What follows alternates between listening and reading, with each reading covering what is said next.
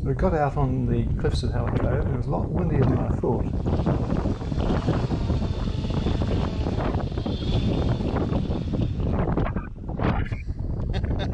Jeez.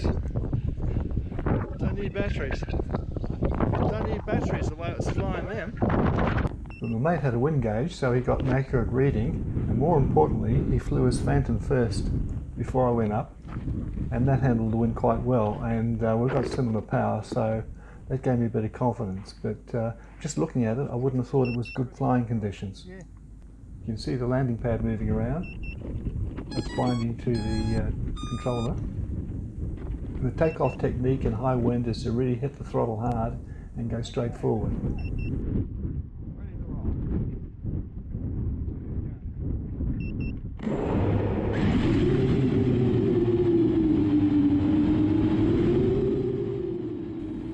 And if you find you can't make forward progress, or worse, it's starting to drift back, land as soon as possible. So I was pleasantly surprised on this occasion that it went forward without any problem. The next fix, of course, is to turn around and see what happens with the wind behind you. And it skidded around a bit. In fact, I've cut a bit out of the footage out because it was going around in circles until I got a feeling for how strong the wind was and how gusty before I settled down a bit. But it totally changed the flight plan. I was going to fly along the coast a fair old distance.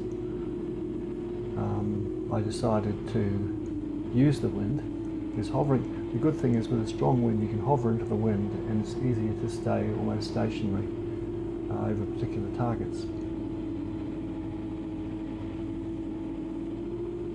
So in the distance you can see the desalination plant at Lonsdale that can give Adelaide water in drought times.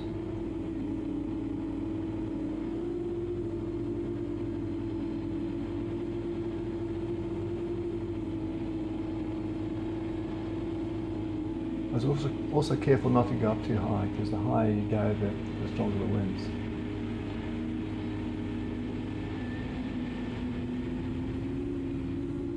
And something that's always fascinated me is this giant rock on the hillside, probably an erratic drop by the last ice age about 280 million years ago. And half of the rock is broken off and dropped onto the beach below. I've got no idea how long ago that happened, whether we're talking hundreds, thousands, millions of years, well, not millions, but quite some time ago it dropped. It's a pity it's not someone standing on it to give you an idea of scale, because that's a very big rock.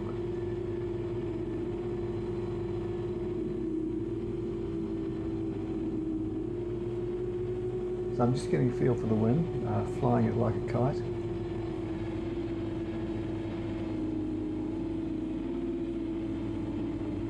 And looking out to sea, my mate made an interesting observation. Every boat out there is heading back up the coast to the sheltered boat ramp at O'Sullivan's Beach as fast as they can. And what I've noticed is later on we saw a small boat without much power heading up, and without the power it was rocking around a hell of a lot. So it might be the sort of day when the faster you go, the smoother you ride.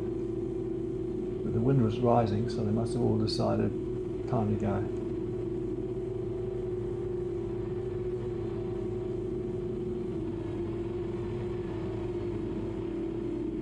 So it's a really interesting stretch of coastline here, and not much in the way of foot access. You see the strata of the rocks, the way it's sort of been bent, sedimentary rocks laid down, then bent and raised over incredible time periods.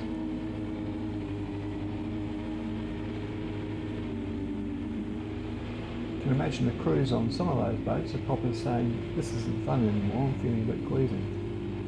Then again, they could all be seasoned sailors. So I'm going down the coast again to try and position on that hanging rock. So realising, although I can't fly long distances or high with any confidence, on a day like this I can treat it like a glider going into a strong wind, and it gives me a chance to get really close to that rock and have a good look at it from the air. So that's the flight plan.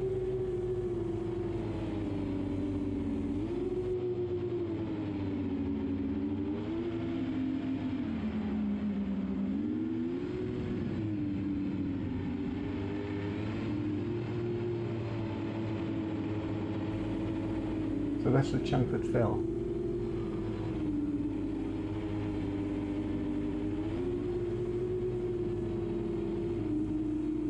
So I'm deliberately going low at this point to get an idea of whether the wind falls off much the lower you go, and perhaps sheltered a bit by the cliff. And it was easier going down here.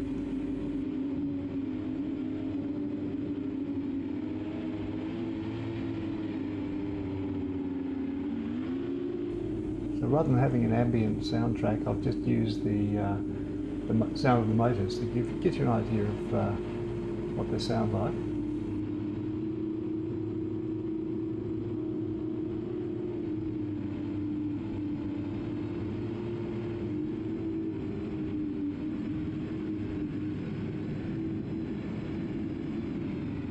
And again, you can see how quickly, when I'm going downwind, how quickly it can get away from it if you're not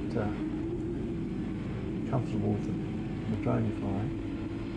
And as they come into land, you get a real idea of how gusty it is.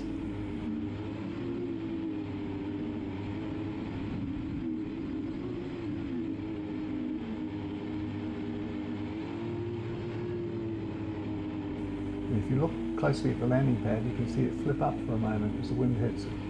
There it goes.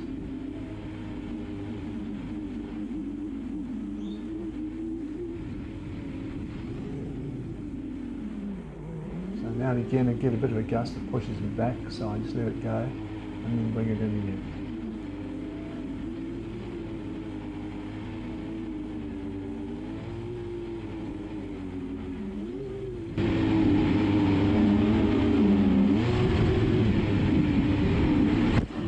So not the neatest of landings, but given the conditions, I'm happy with that. 6 minutes 35. That was good fun, eh? Yeah. No, right.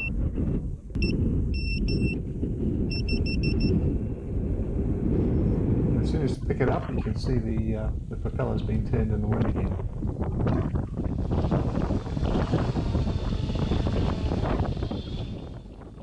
So here's looking for a calm day, but it's something different flying in these conditions.